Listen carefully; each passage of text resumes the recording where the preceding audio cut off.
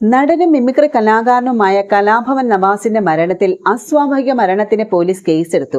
ചോറ്റാനിക്കര പോലീസാണ് കേസെടുത്തിരിക്കുന്നത്. കഴിഞ്ഞ ദിവസം രാത്രി 8:45ഓടെയാണ് ചോറ്റാനിക്കരയിലെ ഹോട്ടൽ മുറിയിലെ ബോധരഹിതനായിട്ട് നിലയിൽ നവാസിനെ കണ്ടെത്തിയത്.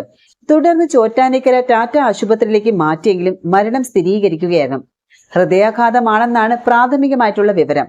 പ്രകമ്പനം എന്ന ഒരു സിനിമയുടെ ചിത്രീകരണത്തിനായാണ് നവാസ് ചോറ്റാനിക്കരയിൽ എത്തിയത്. ഇന്ന് രാവിലെ 8:30 ഇൻക്വസ്റ്റ് പൂർത്തിയാക്കി 10 മണിയോടെ പോസ്റ്റ്മോർട്ടം നടത്തും. അർദ്ധരാത്രി 12 മണിയോടെയാണ് നവാസിന്റെ മൃതദേഹം മെഡിക്കൽ കോളേജിൽ എത്തിച്ചത്. ഇന്ന് വൈകിട്ട് 4 മണി മുതൽ 5:30 വരെ ആലുവ ടൗൺ ജുമാ മസ്ജിദിൽ പൊതുദർശനം നടത്തും. ചലച്ചിത്ര നടനായിരുന്ന അബൂബക്കറിന്റെ മകനാണ് കലാഭവൻ നവാസ്. ഭാര്യ രഹനയും സിനിമാ താരമാണ്.